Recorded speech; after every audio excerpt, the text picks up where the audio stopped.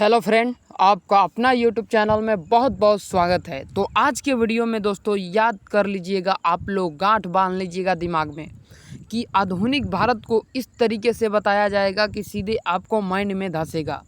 और ये culture number यानी कि कल्चर से रिलेटेड है, ठीक है। एकदम अपने अंदाज में पढ़िएगा, जिस भाषा में आप लोग समझना चाहते हैं उस भाषा में एकदम बेहतरीन तरीके से समझाया जाएगा। एक एक करके आप लोगों को दिमाग में घुसता चला जाएगा। और ये लेक्चर नंबर दोस्तों 1 है।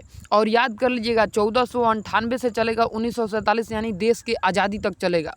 जब हम लोगों का देश आज़ाद हुआ था 15 अगस्त 1947 को, उस दिन तक चलेगा, ठीक है। उस दिन तक ये क्लास चलेगा, ठीक है। तो ये क्लास दोस्तों स्टार्ट होगा 1498 से, फिर आपका जाकर ये लगभग आपको ये 15 दिन में लेक्चर ख़त्म हो जाएगा, ठीक है। 15 क्लास इसका आएगा, लगभग एक लेक्चर 30 मिनट या आप लोगों को 25 मिनट जाएगा, ठीक है।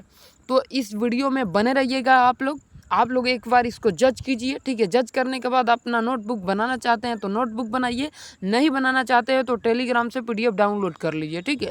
सारा कुछ इसमें डिटेल आप लोगों को मिलेगा। आशा करते हैं कि आप लोग इस चैनल से जुड़े रहिएगा। आप लोग अपना प्यार दुलार सपोर्ट इस चैनल को दीजिएगा और वीडियो को शेयर कीजिएगा ताकि और लोग भी जुड़ पाएँ और इस चैनल को और बुलंदियों पर ले जाएँ। छोटा चैनल बड़ा चैनल कुछ नहीं होता, बस दोस्तों छोटा चैनल बहुत ज़्यादा मेहनत करता है ताकि अच्छे से अच्छा कंटेंट आपको दे।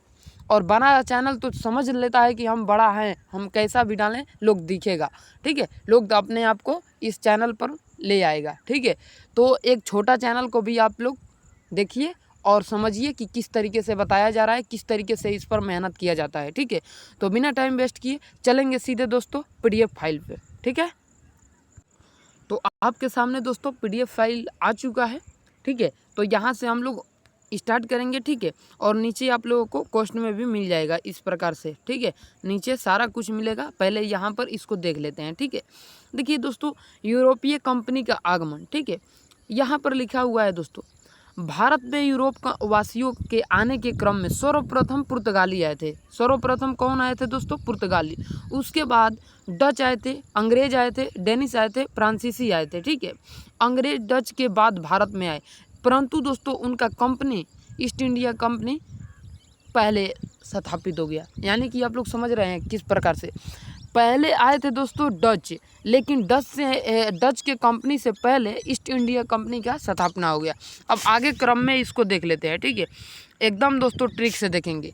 आप लोग याद कर लीजिएगा दोस्तों, PED, ठीक है, पेड दे फीस, पेड दे फीस। आप लोग इसको याद कर लीजिएगा, पेड दे फीस। पेड दे फीस का मतलब P से पुर्तगाल हो जाएगा, E से दोस्तों ब्रिटेन हो जाएगा, इंग्लैंड यानी कि, D से हो जाएगा डच, ठीक है, D से डच, और दे से हो जाएगा डेनमार्क, और फी से हो जाए फ्रांस, ठीक है। फ्रेंच लिखा गया है, फ्रांस होगा, ठीक है।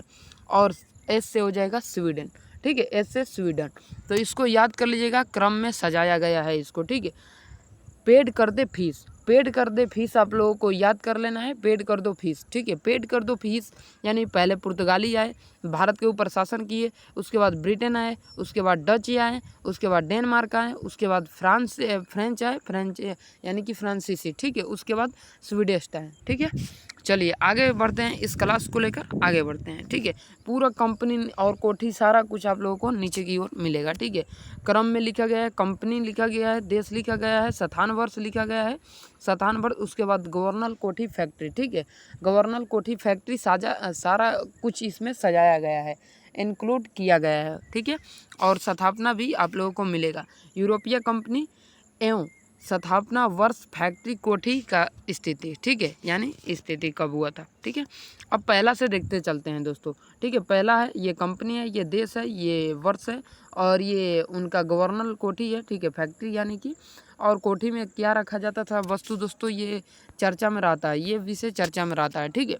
आप मान के चलिए ये अंग्रेज़ों का फैक्ट्री है, इसमें क्या कोई मशीन बैठाए थे? नहीं, इसमें कोई मशीन वगैरह नहीं था। इसमें क्या था दोस्तों, इसमें सामान लिया जाता था, धर दिया जाता था, ठीक है। फिर से एक बार समझा देते हैं इसको, ठीक है। ये हो गया आपका, गोला ले लेते हैं, ये हो गया आपका भारत, ठीक है। और ये हो गया आपका इंग्लैंड, ये पूरा ले लेते हैं, और ये हो गया इंग्लैंड, और ये भी है भारत, ठीक है, ये भी भारत है, ठीक है। अब क्या हुआ, इसी में एक थोड़ा काट देते हैं, ये हो गया कंपनी, भारत में कंपनी, किसका कंपनी? ब्रिटेन का कंपनी। अब क्या करते थे, भारत से सामान खरीदते थे अंग्रेज और कंपनी में रख देते, ठीक है। और फिर भारत से सामान की कंपनी में रख दिए, कंपनी में रख दिए। अब ये कंपनी में क्या मशीन थी? नहीं दोस्तों, केवल और केवल वस्तु रखा गया था, सामान मसाला वगैरह जितना भी अनाज गेहूँ चावल जितना भी था, ठीक है। और यहाँ से सीधा आपको समुद्र के रास्ता सीधा ब्रिटेन में यानी कि इंग्लैंड में भेज दिया जाता था, ठीक है, सीधा इंग्लैंड में भेज दिया जाता था। आप लोग यहाँ तक समझ गए होंगे, बहुत बढ़िया, बहुत बेहतरीन तरीके से, ठीक है। तो अब देखते हैं पुर्तगाली, ठीक है, पुर्तगाली ईस्ट इंडिया कंपनी, ठीक है।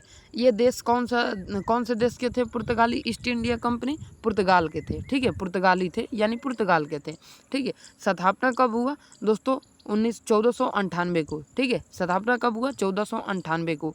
सबसे पहले पुर्तगाल से कौन आया था? Vasco D gamma. Vasco D gamma कब आया था? तो 1498 को ही आया था, ठीक है। गवर्नर कोठी का नाम क्या था दोस्तों? और गवर्नर कौन था दोस्तों? तो गवर्नर था FD अल्मेडा था, ठीक है, FD अल्मेडा, ठीक है। और स्थापना दोस्तों कहाँ हुआ था? तो स्थापना दोस्तों कालीकट में हुआ था। कब हुआ था? 1498 में। कालीकट यानी केरल में पड़ता है, ठीक है। चलिए आगे बढ़ते हैं, आगे देखते हैं। आगे है दोस्तों आपका 2 नंबर, अंग्रेज ईस्ट इंडिया कंपनी। अंग्रेजी ईस्ट इंडिया कंपनी अंग्रेज से है, ठीक है, यानी कि इंग्लैंड से, ठीक है। इस कंपनी का स्थापना कब हुआ? 1600 ईस्वी का, ठीक है। और यहाँ का कोठी यानी कि दोस्तों कौन था? कोठी यानी कि कोठी की यानी यहाँ का गवर्नर कौन था? तो सर टॉमस रो था, सर टॉमस रो, याद कर लीजिएगा। और ये दोस्तों कहाँ था स्थापित किया था? तो स्थापित किया था दोस्तों सूरत 1613 में, गुजरात में, ठीक है, सूरत गुजरात में पड़ता है, ठीक है। चलिए आगे बढ़ते हैं। 3 number, Dutch east India company. Dutch east India company Dutch से आए थे, ठीक है। और ये भारत में कहाँ स्थापित किए थे दोस्तों? मछलीपट्टनम, जो कि आंध्र प्रदेश में पड़ता है, 1605 में, ठीक है, 1605 में। और दोस्तों स्थापना कब हुआ कंपनी का? 1602 ईस्वी में, 1602 ईस्वी में, ठीक है।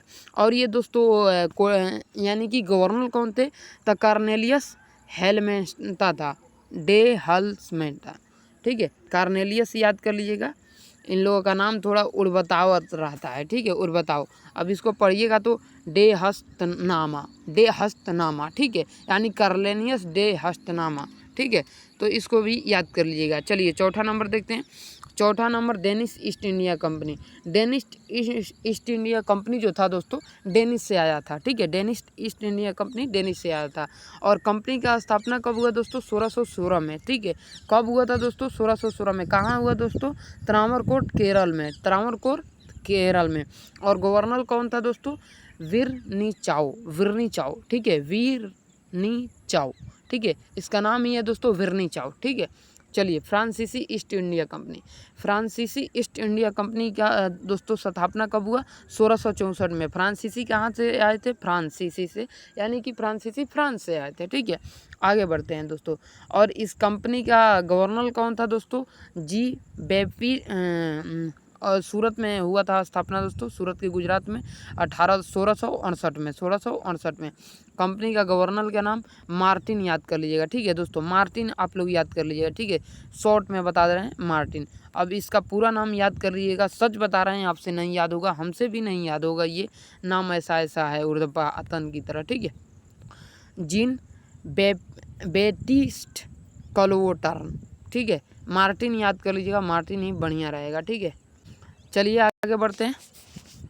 आगे है दोस्तों Swedish east India company. Swedish east India company स्थापना दोस्तों कब हुआ था? स्थापना कब हुआ था? तो स्थापना दोस्तों 1731 ईस्वी को हुआ था, ठीक है, 1731 ईस्वी का, ठीक है। अबे यार ये क्या हो रहा है? 1731 ईस्वी को हुआ था, ठीक है, याद कर लीजिएगा, ठीक है, 1731। और ये कहाँ से आए थे? स्वीडिश से आए थे। और इसका दोस्तों कौन था गवर्नर? गवर्नर था दोस्तों विलियम, ठीक है, विलियम याद कर लीजिएगा। विलियम यू से लिंकस याद करने का, यूज ऑफ लिंकस याद करने का ज़रूरत नहीं था। और ये अपना दोस्तों कोठी गोहानबर्ग में खोले थे, ठीक है, गोहानबर्ग में, ठीक है। अब आगे बढ़ते हैं दोस्तों, आगे बढ़ते हैं पुर्तगाल ईस्ट इंडिया कंपनी की तरफ, ठीक है। सबसे पहले पुर्तगाली आए थे और सबसे पहले इन्हीं को देख लेते हैं, ठीक है। सबसे पहले हम लोग इन्हीं को देख लेते हैं, उसके बाद दोस्तों आगे नेक्स्ट वीडियो में जो आप लोगों को मिलेगा यहीं से स्टार्ट होगा जाएगा जहाँ से छोड़ा जाएगा, ठीक है।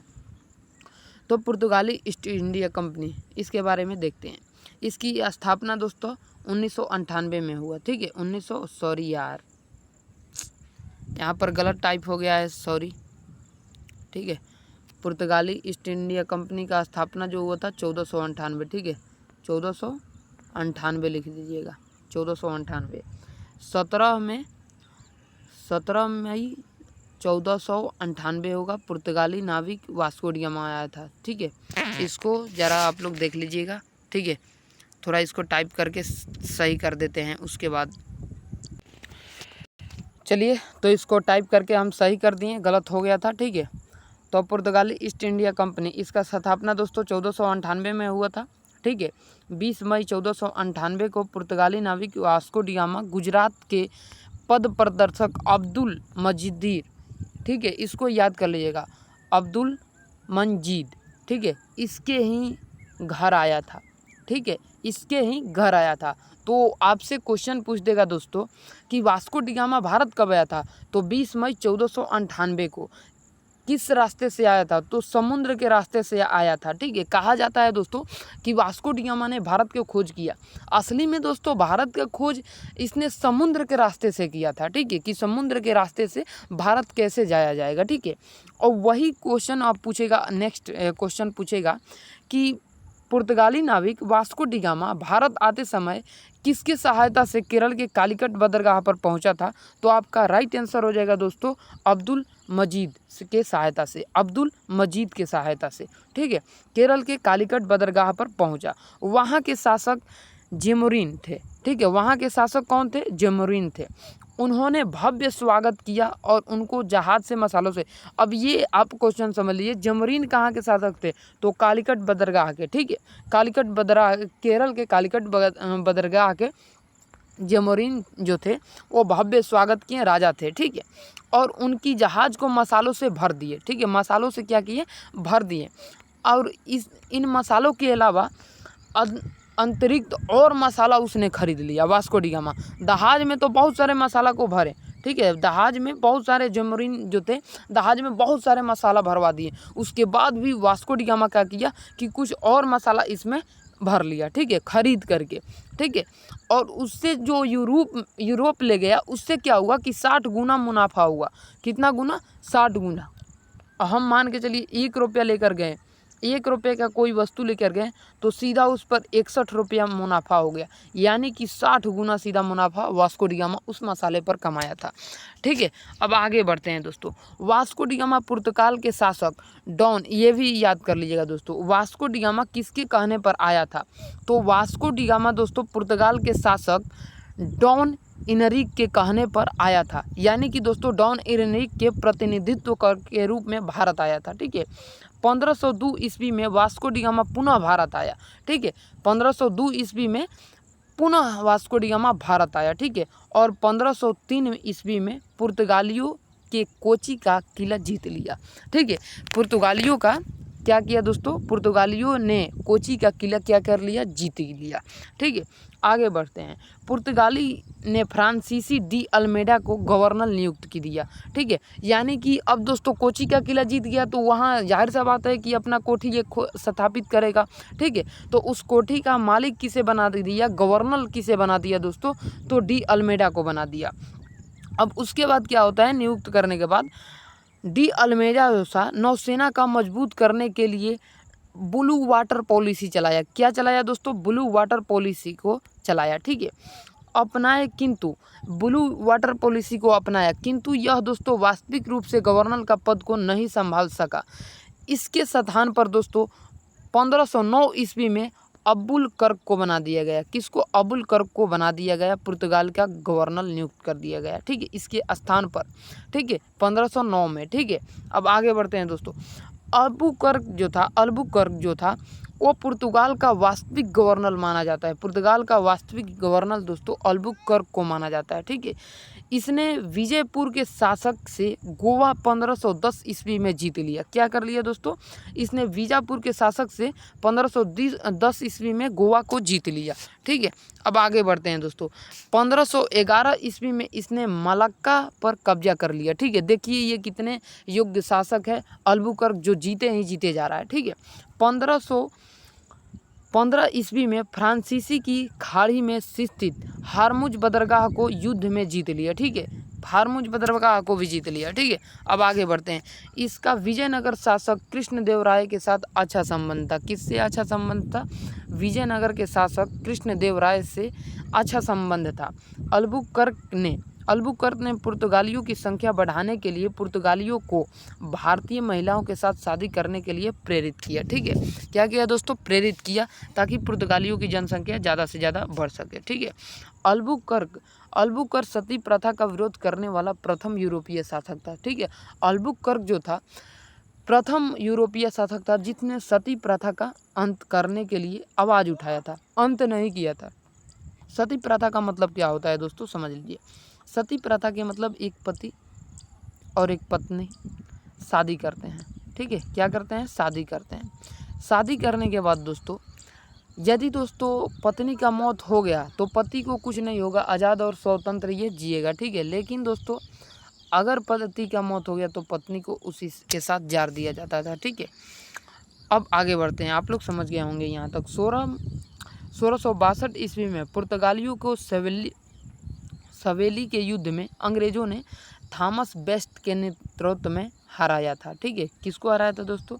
1662 ईस्वी में पुर्तगालियों को सवेली के युद्ध में अंग्रेजों ने थॉमस बेस्ट को नेतृत्व में हराया था। कौन हराया था दोस्तों, समझ लीजिए फिर से एक बार।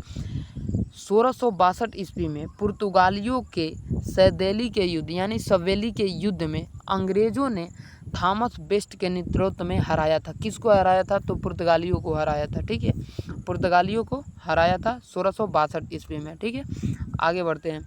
अगला है दोस्तों, पुर्तगालियों के द्वारा हुगली को बंगाल की खाड़ी में समुद्र लूटपाट के लिए अड्डा के रूप में इस्तेमाल किया जाता था। ठीक है, पुर्तगालियों द्वारा हुगली के बंदरगाह को बंगाल की खाड़ी में समुद्री लूटपाट का अड्डा बना के रूप में इस्तेमाल कर रहे थे। ठीक है, तो अब हम समझाते हैं अपने तरीके से। ठीक है, पुर्तगाली जो थे दोस्तों, हुगली जो था बंगाल की खाड़ी में समुद्री लूटपाट का अड्डा बना दिए थे, इस्तेमाल कर रहे थे। ठीक है, लूटपाट का। ठीक है, आगे बढ़ते हैं।